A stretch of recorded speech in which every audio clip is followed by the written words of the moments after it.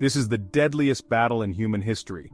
More people died here than in the entire Vietnam War, Korea, Iraq, and Afghanistan combined.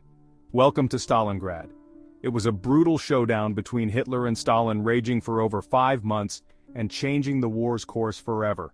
Hitler saw taking the city as a way to strike at his rival and secure vital oil routes. Stalin, in turn, ordered his troops, not one step back. The city must not fall. The Germans unleashed a devastating bombing campaign, reducing Stalingrad to ruins and killing tens of thousands. Yet the Soviets refused to yield, turning every street and building into a battleground. The German Sixth Army, led by General Paulus, expected an easy victory but found themselves in a nightmare. The city's defenders fought with relentless determination, making the Germans pay dearly for every yard.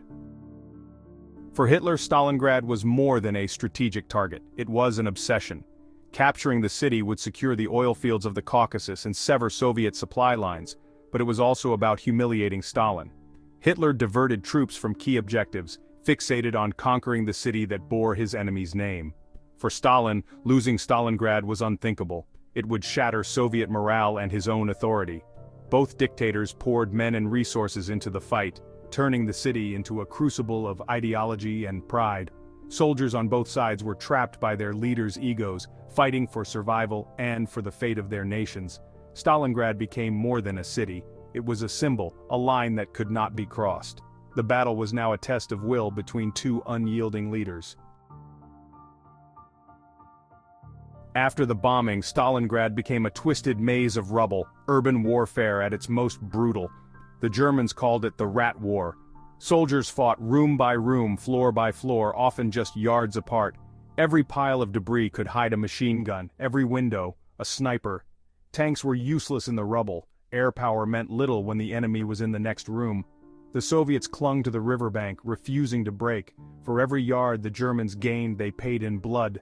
By November, the Soviets held only a sliver of land, but they had bled the Germans dry. The city's ruins became a fortress of resistance. The Germans believed victory was near, but the Soviets were preparing their revenge. While the Germans were trapped in street fighting, the Soviets planned a massive counterattack, Operation Uranus. The German flanks, held by poorly equipped allies, were vulnerable.